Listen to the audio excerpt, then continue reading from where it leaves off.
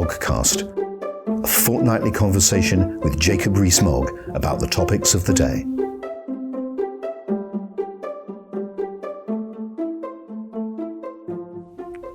Welcome to another edition of the Moggcast. This is Paul Goodman, editor of Conservative Home, in conversation with Jacob Rees-Mogg. Jacob, let's start with a brief but very obvious question. Do you have confidence in the Prime Minister? Yes, I do have confidence in the Prime Minister, though I have been concerned about some aspects of her European policy. We read the week before last, and it hasn't been denied, and has been very well reported, that Ollie Robbins, together with his counterpart in Brussels, made an arrangement whereby there would have been a border in the Irish Sea, that this was put to cabinet members. Cabinet members wouldn't have it. That arrangement was cancelled. Dominic Raab flew off to Brussels a week ago today specifically to cancel it.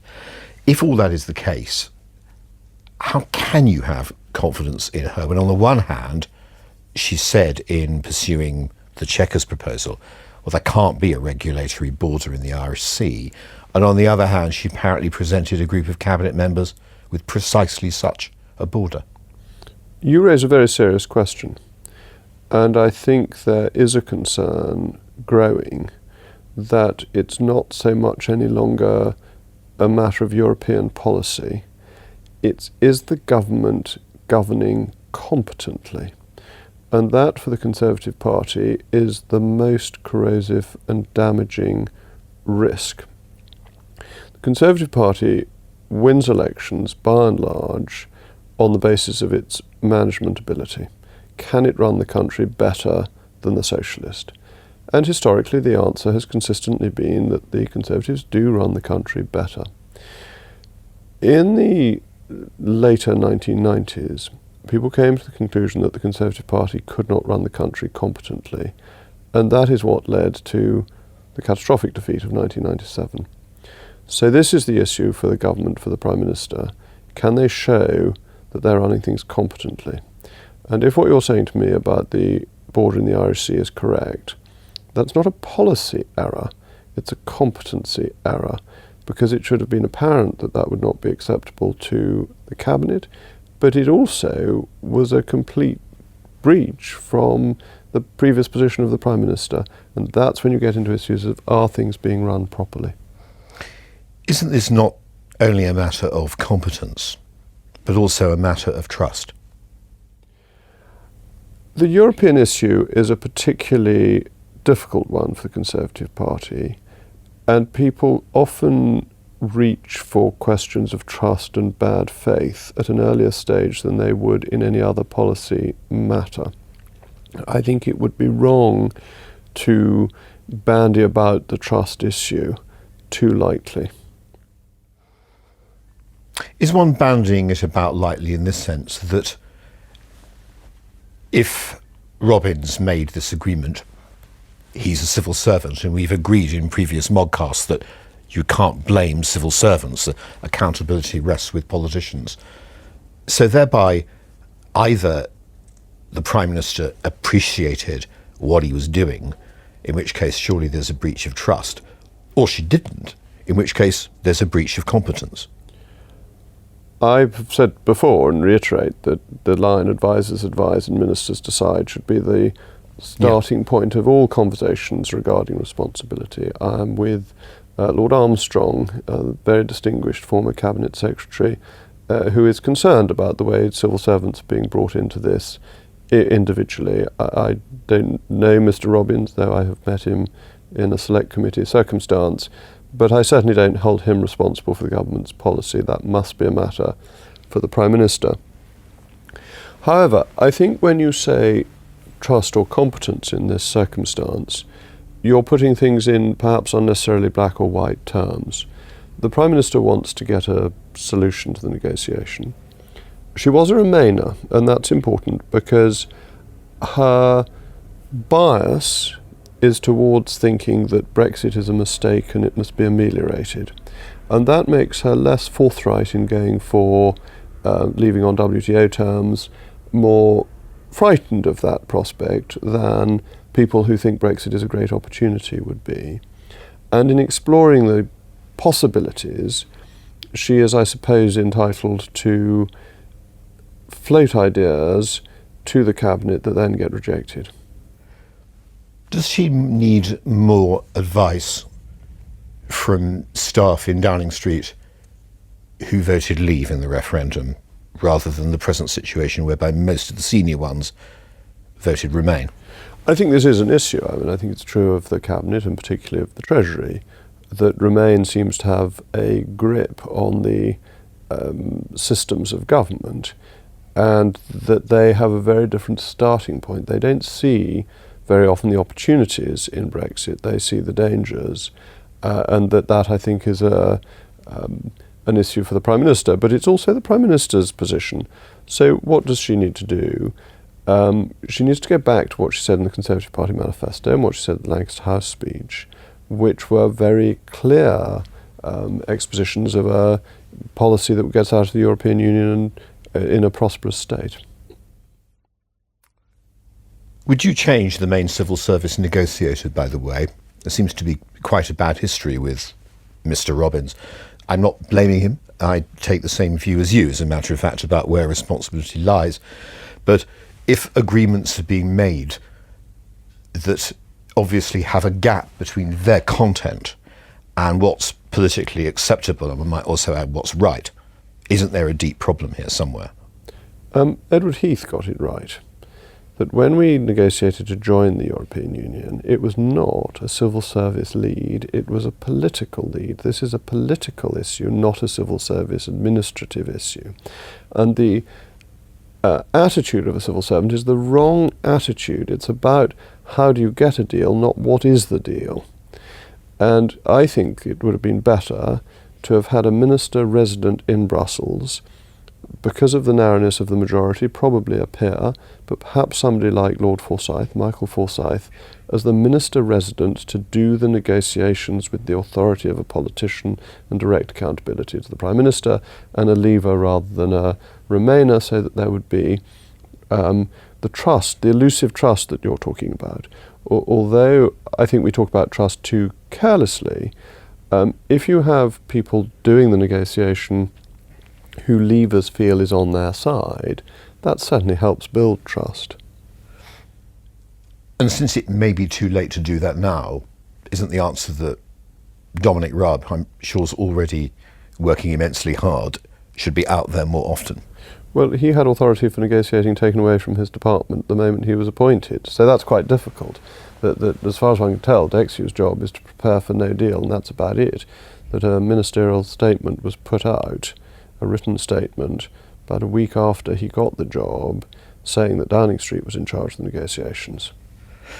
Didn't stop him going there a week ago to tell Mr. Barnier what was and wasn't politically acceptable. Then you wonder why the machinery of government statement was put out in, I suppose, either late June or early July. Is it too late to change it back? I think it'd be sensible to change it back. And as you say, it may be too late to have the minister resident, but we do need someone who is there most of the time rather than somebody who just goes out when there's an emergency. It is political. That's the key point to get across. This should not be run as a bureaucratic initiative, but as a political initiative. Let me now ask you a question which I could really ask to any of your colleagues. So I think I'm simply asking it to you as a Conservative Member of Parliament who keeps his eyes and ears open, rather than as Jacob Rees-Mogg campaigning Brexiteer. Do you think we're nearer a leadership challenge to the Prime Minister than we were? It's very hard to know, because I think there's a closed loop about this. I think that the newspapers print that a number of letters has gone in, that the politicians then read this, and then they speak to the newspapers saying, oh, I see that there are so many letters in. And so if I were to say there are so many letters in, then my only basis for that will be the Sunday Times. But then it will be quoted and reported in another newspaper, which will give an authority to a number that may have in the first place been inaccurate. That Tim Shipman's a very assiduous journalist, but as the only person who actually knows is Sir Graham Brady, any number is speculative. Is it more likely than it was? That's almost certainly always true of all prime ministers every day they remain in office, that if it's least likely on the day they kiss hands, every day beyond that they've used political capital and there is a higher risk. So to that extent it's true. Do I think lots of letters are in and it's about to tip over into a vote of confidence? Dare I tell listeners, I simply don't know. You picked up no particular feeling in that way last week?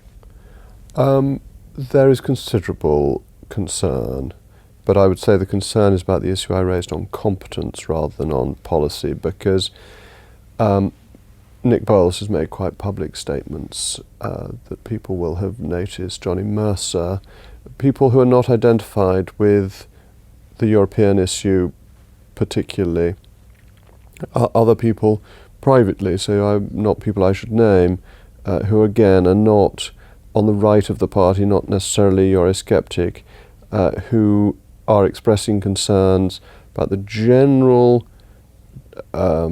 direction of the government, and not just Brexit, but what else are we doing? What's happening with the funding needed for universal credit, for example? And a feeling that we need a greater grip on events. Just lingering for a moment on a name you mentioned a moment ago, Nick Boles. What do you think of the Norway to Canada scheme, which was, I think, originally pushed by George, I think, Yarrow, I'm sorry if I have his first name wrong, George Trifgar, Darwell and others, but Boles has pushed very hard in the Commons. What's your take on it? Well, George Trifgar I've known well for years, and Nick Boles I know both of them I think extremely highly of, highly intelligent, capable individuals, and would not dismiss lightly anything they say. There are difficulties with the EEA proposal. One is that the EEA is not the customs union, and there is not the seamless transfer of goods from Norway to Sweden anyway.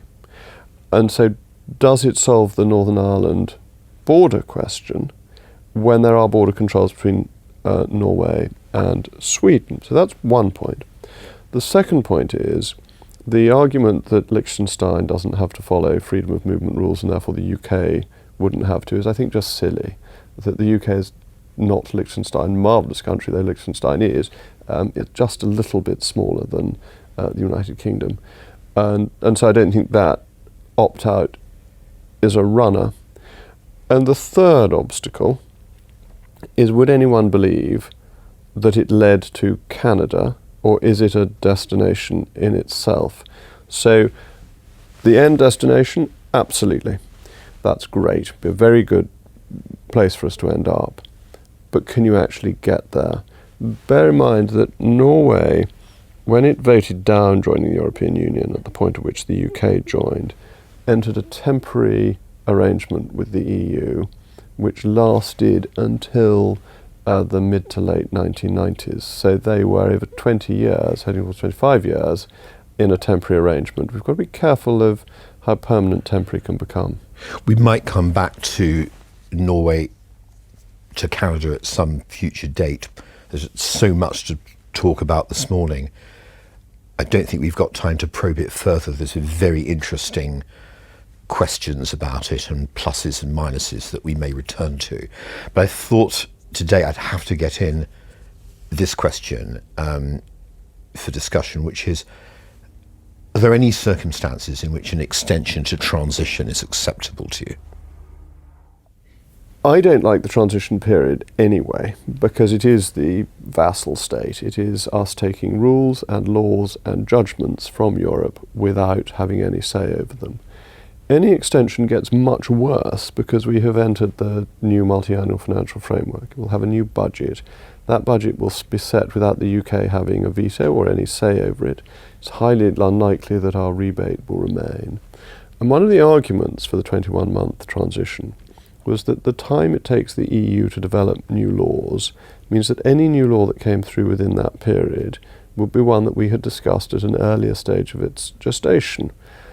Beyond that, that simply won't be true. So it's new laws we will have no say in at all, money that we've got to pay. And why do we need it? We need it because the negotiations haven't been handled properly. So no, I'm against an extension to transition. Absolutely and completely. Because the government's case, which I'll now put insofar as I understand it, because Downing Street's not been very forthright about making the case, is very crudely that it would be worth, or might be worth, having extended transition if you could get the EU to drop the backstop. But the EU's not going to drop the backstop. It wants the backstop and an extended transition. And the government doesn't have an idea what it's transitioning to. That's the basic problem with it. So when you say, am I opposed to an extension of the transition? Yes, absolutely, unless we know where we're going. So if you could say, here is the end state. It will cost us an extra £5 billion to get there, but we know that on the 31st of March 2021, we will be completely out and it's all done and dusted and everything's finished and this is the trade deal that we've got and it's all signed. But we can't do it on the 31st of December because the eagles have flown the wrong direction over the forum or whatever fatuous reason comes up. Then yes, that's fine. But it's absolutely absurd to be proposing extending the transition without knowing where you're going to. And no one from Downing Street has come to you. I mean, you're known to be a man with views on all this. No one's come to you and said, well, Jacob, we want to extend the transition. And let me tell you why we want to do this. No, they did kindly invite me to one of the dinners last week, but sadly I couldn't go. So that may have been fortunate because I hear that Connor Burns was told, I think this was in one of the Sunday papers, that it was absolutely disgraceful that we were all going around saying we didn't like the policy but weren't going to criticise the person. And he said, well, does that mean you want us to criticise the person? Which doesn't seem an intelligent approach for Downing Street functionaries to be taking. These dinners aside, isn't it strange that no one has sat down, Conservative MPs with a special interest in all this, and try to explain the virtues, if there are any, in extending transition when we hear that's what Number 10 wants to do? Well, is that what they want to do? It's not entirely clear. Well, the problem is that Downing Street seems to have found this idea floating in the air. Whether it emerged from the EU or whether it emerged from Downing Street, nobody quite knows. Then they discovered that instead of floating, it was sinking, and they distanced themselves from it. So, first of all, it seemed to be government policy. Then it was something the government was neutral on. It was going to be for a year, and then it was just going to be for a few months. It's very hard for Downing Street to explain things to backbench MPs that Downing Street itself does not understand. Isn't it imperative that the Prime Minister comes to the 1922 committee meeting on Wednesday and clears all this up? I wouldn't get too excited about meetings of the 1922 committee. You used to attend them in the good old days, and now you wait outside for titbits that emerge. The 1922 committee doesn't really work like that, does it? That the Prime Minister isn't summoned to explain herself. The Prime Minister comes to be cheered by the troops. Well, sometimes she's summoned to be cheered. It's probably better when these discussions happen privately with the executive of the 1922 committee. I think those are the ones that are important rather than these more public occasions. You don't really think anything will come out of it if she attends, because for one reason or another, no one will get to their feet and ask the right questions. No, what will happen is that a lot of people will bang their desks at the 1922 committee and cheer to the echo, and they will then leave the meeting room and say to journalists that they're very worried about the policy. It doesn't necessarily achieve a great deal, those types of set-piece public events. What is required, I think, are private conversations, probably with the 1922 executive rather than with the whole membership, to try and get an understanding of where government policy is going. Have you suggested that should happen? I'm sure it is happening. I think the 1922 committee regularly meets the Prime Minister. So there's no particular virtue in having this particular meeting. But just It may happen, but it's not going to. I mean, it may well happen because it may well, but the way these you things- described it, it's neither a plus nor a minus for anyone. no, I think it's not a great use of the Prime Minister's time in these circumstances. Just trying to make sense of the present situation. There've been a mass of stories over the last week. It started with the Sunday Times the week before last about the possibility of David Davis being crowned Conservative leader. What do you think of all this? Well, there is no vacancy, is the first point to make. The second point to make is that I don't think coronations are a good precedent. I think Theresa May would have greater authority if she had won an election with the party at large rather than simply being the last candidate standing, and that therefore at such future time as there is a leadership campaign election, I think it ought to go to the members rather than being stitched up in advance.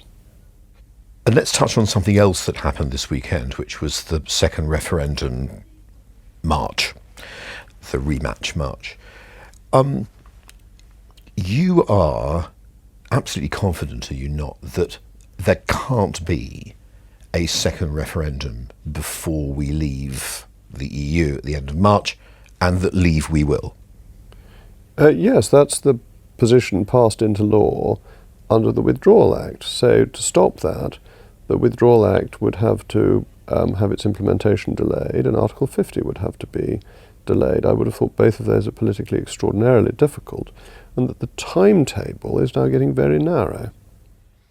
Extraordinarily difficult isn't absolutely impossible, is it? Parliament was able to legislate to get rid of a king emperor within 24 hours. It is possible for Parliament to do things amazingly quickly, if necessary. So impossible is a very strong word, but simply saying something isn't impossible doesn't mean that it is in any reasonable way likely. As you've said many times, it's the government that has to bring forward legislation in this regard. So it's almost impossible, I'm sorry to use that term again, to see how another party could do this unless the Commons itself somehow took control of the legislative timetable.